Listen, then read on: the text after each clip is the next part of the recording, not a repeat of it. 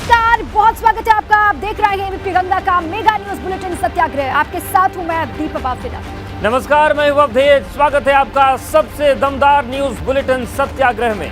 आज हम आपको दिखाएंगे भारतीय जनता पार्टी ने 2024 की तैयारी अभी से ही क्यों शुरू कर दी। साथ ही आपको दिखाएंगे कि क्यों एक जेल में बंद सांसद को अपनी जान जाने का खतरा बना हुआ है। लेकिन सबसे पहले बात नोएडा के बदजुबान, गालीबाज और महिला पर रौब जमाने वाले श्रीकांत त्यागी की।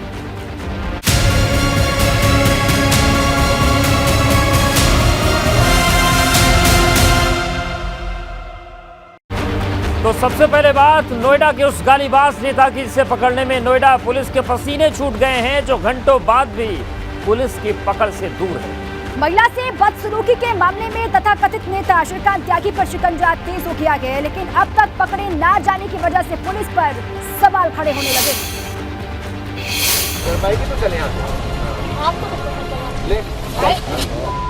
कहां फरार हो गया गालीबाज नेता। तेरे पति को जानता हूं, समझी? इस बदसलूक को कब पकड़ेगी नोएडा पुलिस। नोएडा में माननीय बनकर घूमने वाले श्रीकांत त्यागी नाम के इस शख्स की सच्चाई सबके सामने आ गई है।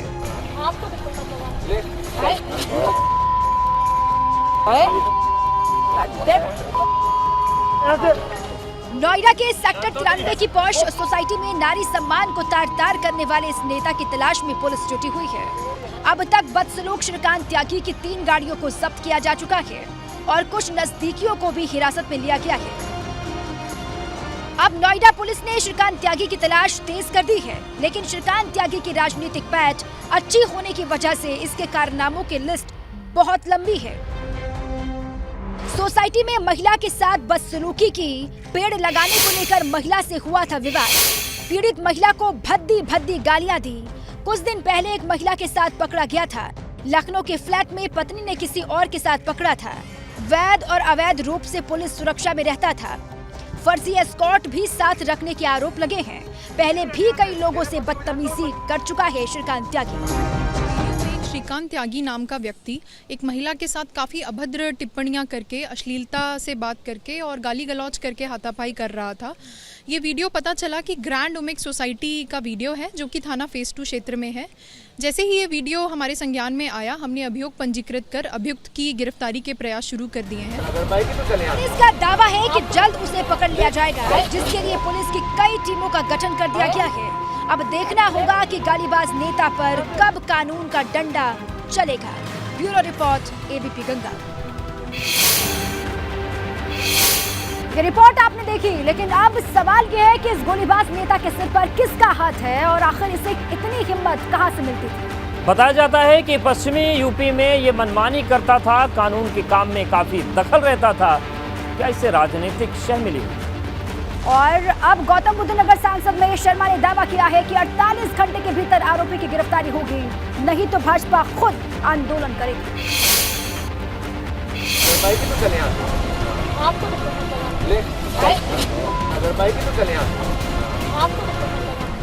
श्रीकांत त्यागी के अकड़ और हेकड़ी के पीछे किसकी शह थी, ये बड़ा सवाल बन गया है। शुरुआत में श्रीकांत त्यागी को लेकर दावा किया गया कि उसका कनेक्शन भाजपा से और सूबे में एक मंत्री जैसी हैसियत रखने वाले से है, लेकिन अब भाजपा ने इस गालीबात से पल्ला झाड़ लिया।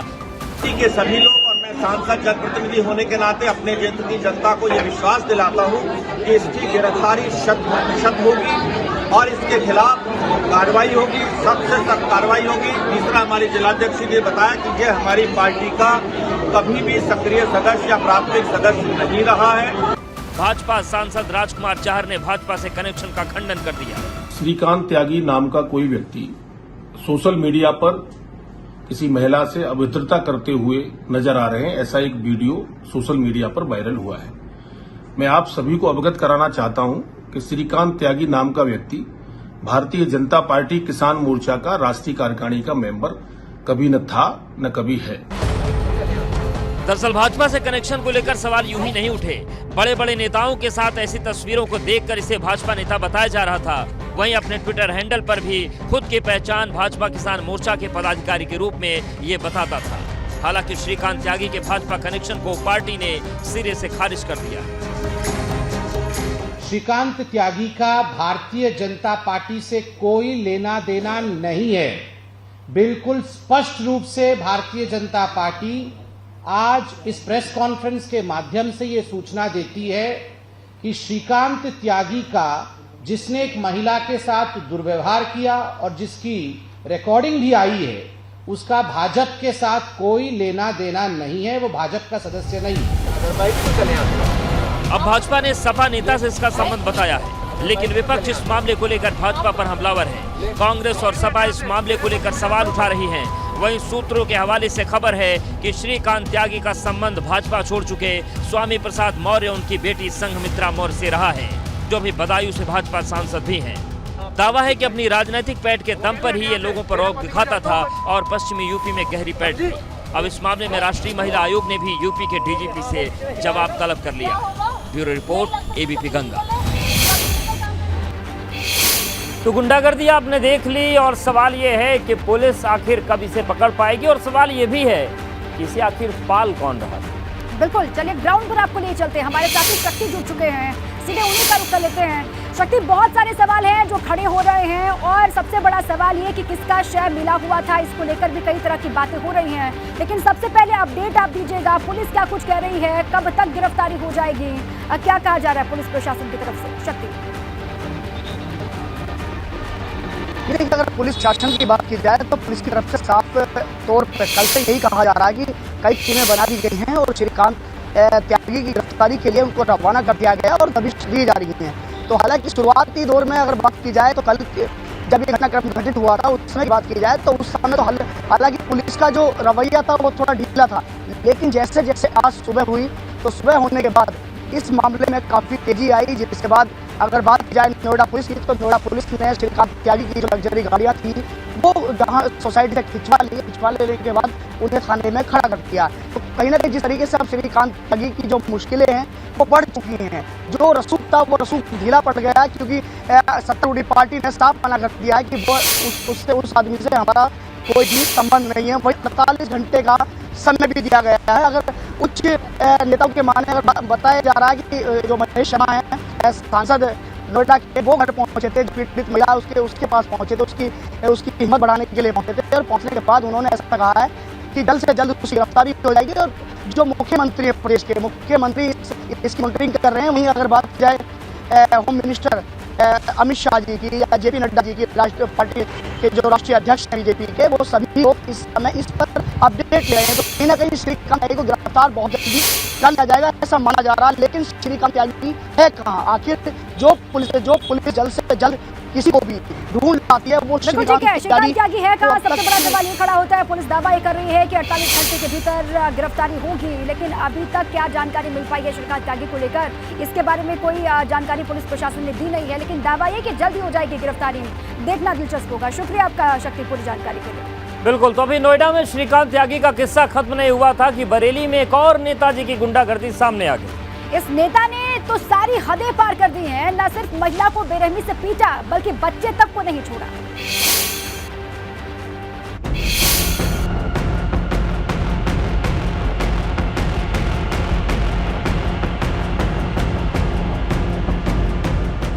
घर में घुसकर मारपीट की ये तस्वीरें बरेली के ख्वाजा कुतुब की बताई जा रही हैं, जहां घर के आसपास सफाई कराने पर इस महिला को बेरहमी से पीटा गया।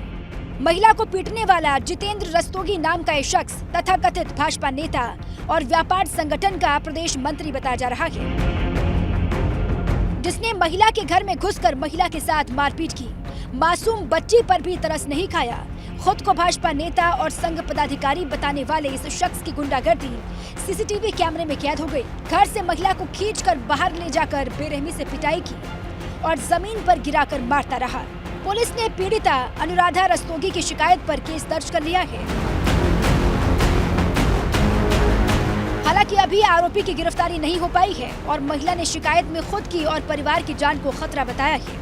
लेकिन नोएडा के बाद बरेली की इस घटना ने कई सवाल खड़े कर दिए हैं कि कैसे तथाकथित नेता गुंडागर्दी पर उतारू है। लेकिन नोएडा के बाद बरेली की इस घटना ने कई सवाल खड़े कर दिए हैं कि कैसे तथाकथित नेता गुंडागर्दी पर उतारू है।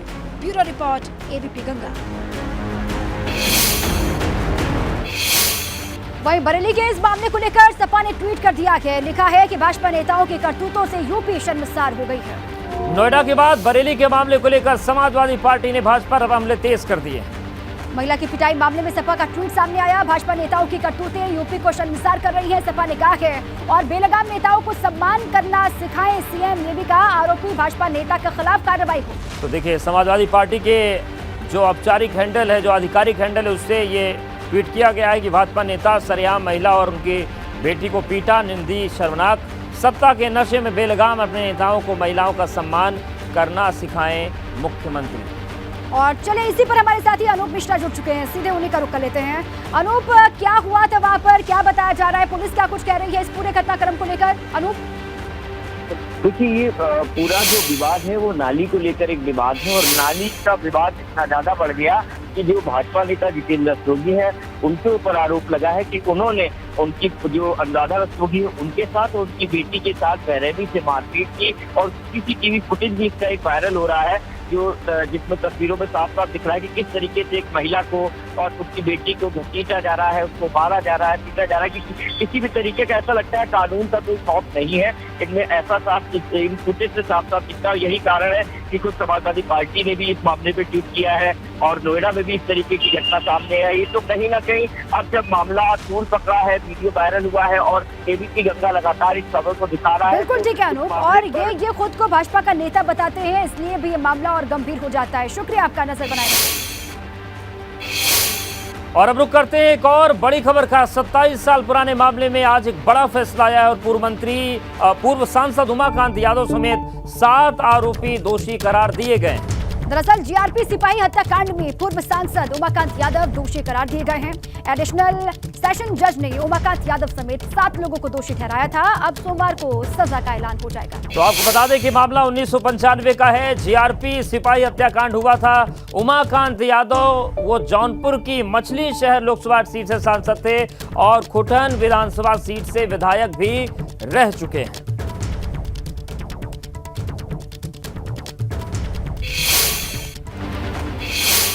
रेप और धोखाधड़ी केस 36 महीने से नैनी जेल में बंद सांसद अतुल राय को एमपी एमएलए कोर्ट ने अब इस केस में बड़ी राहत दी है। 7 मार्च 2018 के रेप केस के सिलसिले में सबूतों के अभाव में संदेह का लाभ देते हुए कोर्ट ने उसे रेप और धोखाधड़ी के आरोप से बरी कर दिया।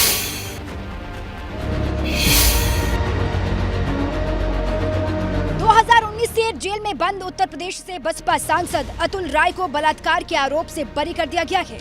अतुल राय के खिलाफ रेप का केस साल 2019 से चल रहा था। कोर्ट ने सुनवाई पूरी होने के बाद इस मामले में फैसला सुरक्षित रख लिया था, जिसका फैसला अब आ गया है। जैसा कि ये फर्जी मुकदमा दर्ज हुआ था, उसी तरह उनके जेल में रहने के दौरान एक मुकदमा लखनऊ में भी दर्ज हुआ।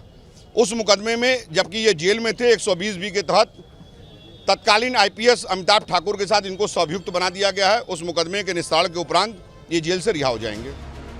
अतुल राय बहुजन समाज पार्टी से घोसी लोकसभा सीट से सांसद हैं, जिसके खिलाफ वाराणसी के यूपी कॉलेज की एक पूर्व छात्रा ने रेप का मुकदमा दर्ज करवाया था। साल 2019 में मामला दर्ज होने के बाद सांसद अतुल राय फरार हो गए थे। 16 अगस्त 2021 को प्रताड़ना का आरोप लगाते हुए लड़की और उसके दोस्त ने सुप्रीम कोर्ट के सामने आत्मदाह कर लिया था। लोकसभा चुनाव जीतने के बाद अतुल राय ने 22 जून 2019 को वाराणसी की कोर्ट में सरेंडर कर दिया। इसी मामले में पिछले 36 महीने से वो प्रयागराज की नैनी जेल में बंद है। वहीं से अतुल राय वीडियो कॉन्फ्रेंसिंग के जरिए कोर्ट में पेश हुए थे।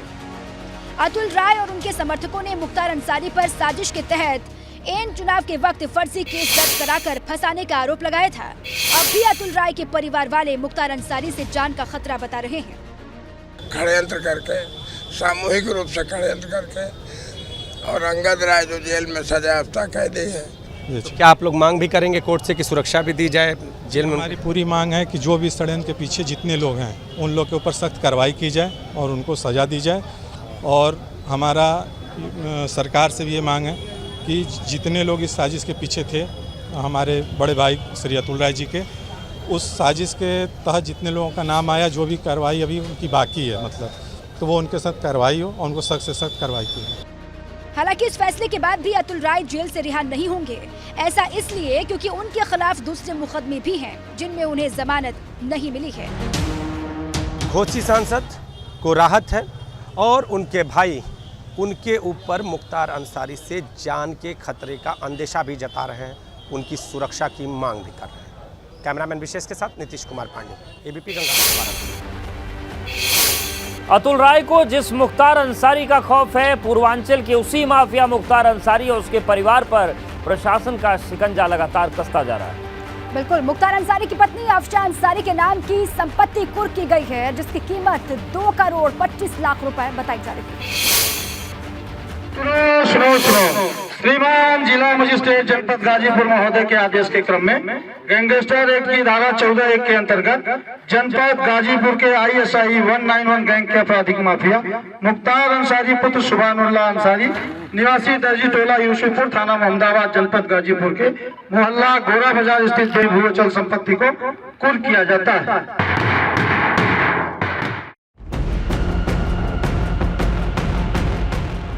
उत्तर प्रदेश पुलिस जिस संपत्ति की कुर्की की घोषणा कर रही है वो पूर्वांचल के बाहुबली पूर्व विधायक मुख्तार अंसारी की पत्नी के नाम पर दर्ज है। पुलिस प्रशासन ने सदर कोतवाली क्षेत्र के गोरा बाजार, फुल्लनपुर और रजदेपुर इलाके में स्थित मुख्तार अंसारी की पत्नी अफशान अंसारी के नाम की 3 जमीनें कुर्क की हैं, जिसकी कुल कीमत 2.25 करोड़ बताई जा रही है। अफशान अंसारी की जमीन जिलाधिकारी के आदेश पर गैंगस्टर एक्ट की धारा 14(1) के तहत कुर्क की गई है। गैंग के आपराधिक माफिया मुख्तार अंसारी पुत्र सुभानुल्लाह अंसारी निवासी दर्जी टोला यूसुफपुर थाना मोहम्मदाबाद जनपद गाजीपुर के मोहल्ला गोरा बाजार स्थित बेनामी अचल भू संपत्ति को कुर्क किया जाता है। आज 2.25 करोड़ रुपए की संपत्ति मुख्तार अंसारी और उसके गैंग मेंबर की गैंग की वो कुर्क की जा रही है। ये 3 लैंड प्रॉपर्टीज़ है। हम जहाँ पे अभी खड़े हैं वहाँ पे 191 वर्ग मीटर का ये प्लॉट है। इसके अलावा कुंदनपुर और रजदेपुर 2 जगह पे अन्य प्रॉपर्टीज़ है और प्रॉपर्टियों की हम लोगों को ऐसे लोगों की तलाश है। इन प्रॉपर्टियों को भी वो कुर्क किया जाए। मुख्तार अंसारी की पत्नी अफशान अंसारी को पुलिस ने भगोड़ा घोषित किया हुआ है, जिस पर दलितों की जमीन पर कब्जा करने का आरोप है। बताया जा रहा है कि मुख्तार के जेल जाने के बाद उसकी पत्नी अफसा ही उसका काला कारोबार संभाल रही थी। अफशान अंसारी पर गैंगस्टर एक्ट के तहत मुकदमा दर्ज है। 2 दिन पहले भी पुलिस प्रशासन ने मुख्तार अंसारी की पत्नी की करीब 50 लाख रुपए की अवैध संपत्ति को कुर्क किया था। विगत कुछ दिनों में उत्तर प्रदेश पुलिस ने मुख्तार अंसारी परिवार की कुल 23 करोड़ से ज्यादा की संपत्ति कुर्क की है। Bureau report, ABP Ganga. अब देख रहे हैं सत्याग्रह, आगे बढ़ते हैं। बड़ी खबर है लखनऊ से। लखनऊ के एक ढाबे में भीषण आग लगी और आग की चपेट में आए 3 गैस सिलेंडर फटे हैं। आग से इलाके में अफरा तफरी का माहौल है। विकासनगर थाना क्षेत्र के सिटी ढाबे में यह आग लगी है। तो देखिए तस्वीर आपको हम लखनऊ की दिखा रहे हैं। भीषण आग लगी है। दरअसल आग की चपेट में आए 3 गैस सिलेंडर भी फट गए और उसके बाद आग का दायरा बड़ा हो गया। विकासनगर थाना क्षेत्र के सिटी ढाबा की तस्वीर आपको दिखा रहे हैं और खतरा इसका यह है कि आसपास भी मकान है और उन तक ये आग पहुंच सकती है। 2022 के विधानसभा चुनाव में ऐतिहासिक जीत हासिल करने के बाद से ही भारतीय जनता पार्टी के हौसले पूरी तरीके से बुलंद।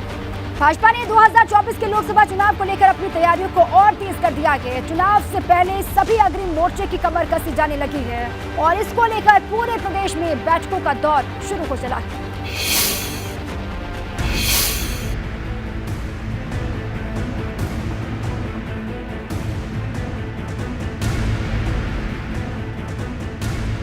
दो 2022 तो बस तैयारी है, अब 2024 की बारी है।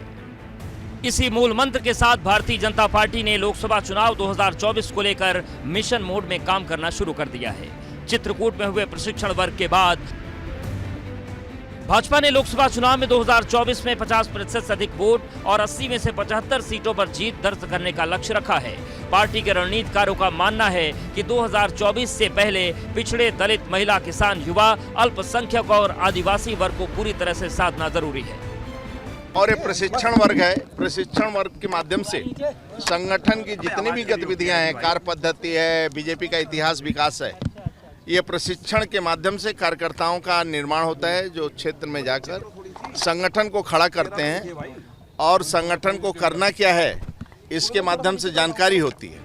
2024 की रणभेरी बच चुकी है और भाजपा कार्यकर्ता मैदान में कूद चुके हैं। इसके लिए पार्टी के अग्रिम मोर्चों के पदाधिकारियों को प्रशिक्षित किया जाएगा ताकि वो संगठन की योजना के तहत फील्ड में काम कर सकें। अगस्त में 7 में से 6 अग्रिम मोर्चों के प्रशिक्षण वर्ग का आयोजन रखा गया है। जिसमें किसान मोर्चा का 3 दिवसीय प्रशिक्षण वर्ग 5 अगस्त से मेरठ के हस्तिनापुर में शुरू हो चुका है। मथुरा में 5 अगस्त से 3 दिन का अनुसूचित जाति मोर्चा का प्रशिक्षण वर्ग कार्यक्रम चलेगा। युवा मोर्चा का 3 दिवसीय प्रशिक्षण वर्ग आगरा में 6 अगस्त से है। ओबीसी मोर्चे का 3 दिवसीय प्रशिक्षण वाराणसी में 7 से होना है। राजधानी लखनऊ में 27 से 29 अगस्त तक अल्पसंख्यक मोर्चे का प्रशिक्षण वर्ग कार्यक्रम रखा गया है। मैं अपनी इस विचारधारा को लेकर समाज जीवन के जितने भी क्षेत्रों में जो लोग हैं जो अभी तक इस विचारधारा के साथ नहीं जुड़े, उन सबको इस विचारधारा से जोड़ने का अगर मैं काम कर रहा हूं तो मानकर चलिए कि मैं भाजपा का काम कर रहा हूं। इसके बाद इन सभी मोर्चे के सदस्य भाजपा सरकार की नीतियों को घर घर पहुंचाने के साथ ही उनके लिए किए गए कामों की जानकारी देकर समाज के अलग अलग वर्ग के लोगों को पार्टी से जोड़ने का काम करेंगे, जो 2024 के रेड कार्पेट का भी भगवा रंग चढ़ाने का काम करेंगे।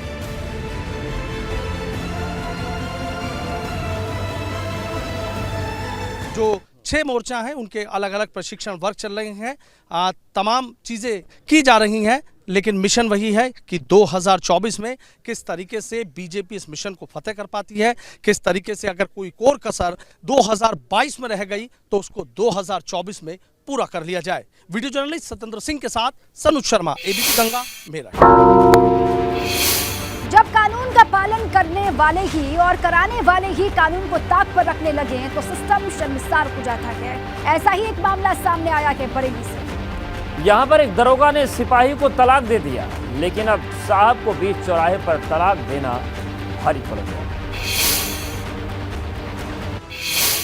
ये है दरोगा आसिफ, जिसके कारनामों की खबर एबीपी गंगा ने दिखाई तो अब एक्शन शुरू हो गया है और पद की हनक दिखाने वाले इस दरोगा के खिलाफ केस दर्ज हो गया है। आरोप है कि बिजनौर में तैनात दरोगा आसिफ ने अपनी पत्नी को 3 तलाक देकर बेबस कर दिया है और इतना ही नहीं, दरोगा पर दूसरी शादी करने का भी आरोप है। अब उसने शादी कर ली है दूसरी और यही कह रहा है बहुत दिनों से कि हमें रखना ही नहीं है, तुझे तलाक दिया है उसने 3 बार। कह रहा है तलाक दूंगा मैं तुझे, मैं तेरे साथ नहीं रहूंगा, तलाक बोल दिया उसने 3 बार। दरअसल 15 साल पहले 25 दिसंबर 2006 को दोनों की शादी हुई थी और 2 बच्चे भी हैं, लेकिन दूसरी महिलाओं से अवैध संबंध के चलते वो आए दिन झगड़ा और मारपीट करता था। यूपी पुलिस के रिटायर्ड दरोगा और पीड़िता के पिता ने दहेज मांगने के आरोप भी लगाए हैं। तो इसने मेरी सामने, सबके सामने बेटी को बुरी बुरी भद्दी गाली दी और उसके बाद इन्हें 3 तलाक देके कह दिया कि मैं अब तुझे नहीं रखूंगा, आज से तू मेरी बीवी नहीं है। महिला थाने के बाहर बीच चौराहे पर तलाक देने के बाद पीड़िता ने दरोगा पति की शिकायत शहर कोतवाली थाने में की है, जिसके बाद पुलिस ने जांच शुरू कर दी है। उनके पति ने उन्हें 3 बार तलाक करके तलाक दे दिया। इस संबंध में थाना कोतवाली पे 498, 504 और 3/4 मुस्लिम महिला विवाह पर अधिकारों की सुरक्षा अधिनियम के तहत मुकदमा पंजीकृत कर लिया गया है। विवेचना प्रचलित है, जो भी तथ्य प्रकाश में आएंगे उसके आधार पर इसमें विधिकरण सुनिश्चित कराई जाएगी। दरोगा पति के कारनामों की शिकायत पीएम मोदी, सीएम योगी से लेकर तमाम लोगों से की जा चुकी है, लेकिन अब एबीपी गंगा पर खबर दिखाए जाने के बाद आरोपी दरोगा पर कई धाराओं में केस दर्ज हुआ है। अब देखना होगा कि मामले में कार्रवाई कब तक होती है। एबीपी गंगा के लिए बरेली से अनूप मिश्रा की रिपोर्ट। मेरठ में खाकीदारी को दबंगई भारी पड़ गई। भीड़ में खाकी का रौब दिखाने पर साहब नप गए। लेकिन ऐसे पुलिसकर्मियों से आप सावधान जरूर रहिए जो इंसाफ के नाम पर अन्याय करने के लिए हर दम तैयार बैठे रहते हैं।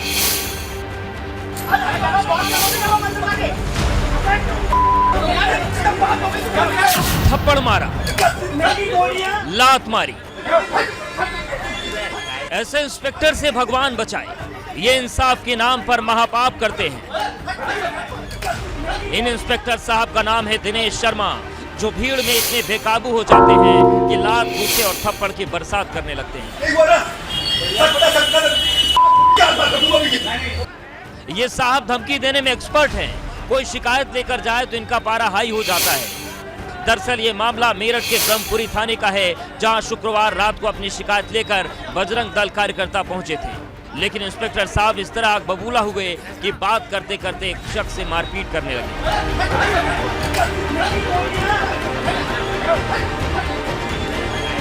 अब एबीपी गंगा पर खबर दिखाए जाने के बाद इंस्पेक्टर साहब पर एक्शन हो गया है। बात बात पर आग बबूला होने वाले दिनेश शर्मा और एक सिपाही को एसएसपी रोहित सिंह सजवाण ने लाइन हाजिर कर दिया है।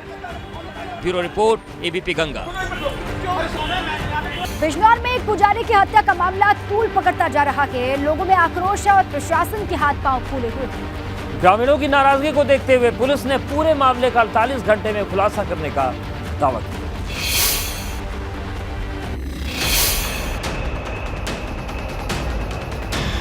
बिजनौर के शेरकोट थाना इलाके में पुजारी की हत्या को लेकर हंगामा खड़ा हो गया। नाराज लोगों ने शव को हाईवे पर रखकर काफी देर तक जाम लगा दिया। नेशनल हाईवे 74 पर लगे जाम को देखकर अधिकारियों के पसीने छूट गए।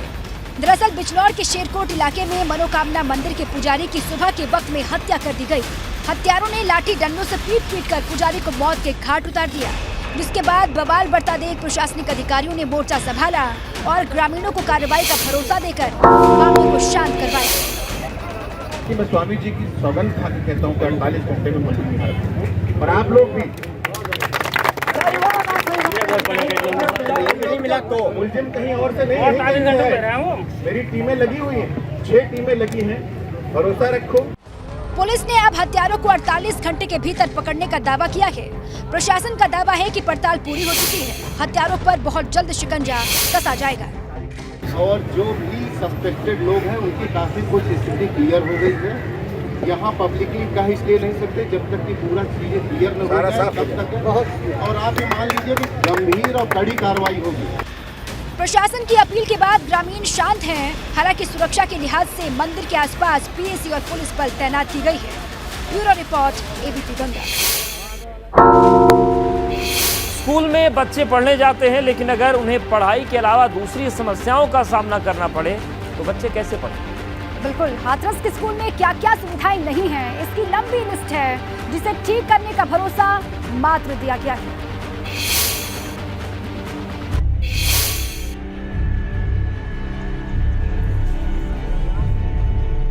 हाथरस के स्कूल में पंखा तो लगा है, पर इसमें बिजली का कनेक्शन नहीं है। मैं जब से यहाँ आई हूँ जॉइनिंग हुई है, कभी नहीं चला। कितना समय हो गया? ऐसा हो गया होगा 15 साल। पानी के लिए टंकी भी है, पाइपें भी लगी है, मगर इसमें पानी नहीं आता है। पहले चली थी, कुछ काम हुआ था यहाँ, तब चली थी। मिड डे मील भी दिया जाता है, लेकिन उसकी हालत देखेंगे तो रोना आ जाएगा।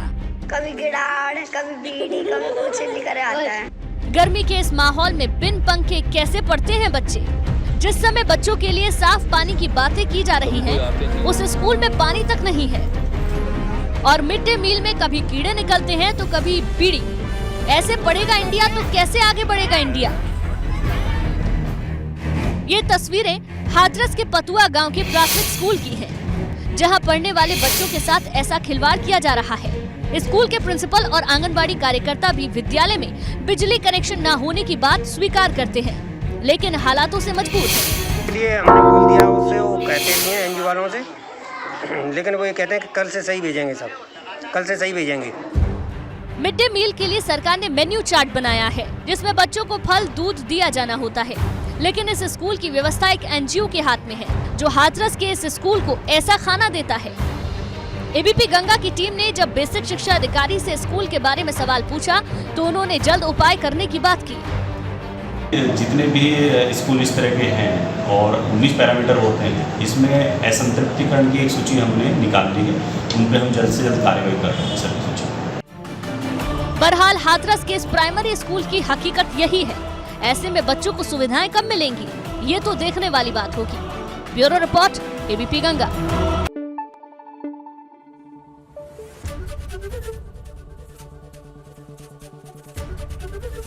एबीपी गंगा, खबर आपकी, जुबान आपकी।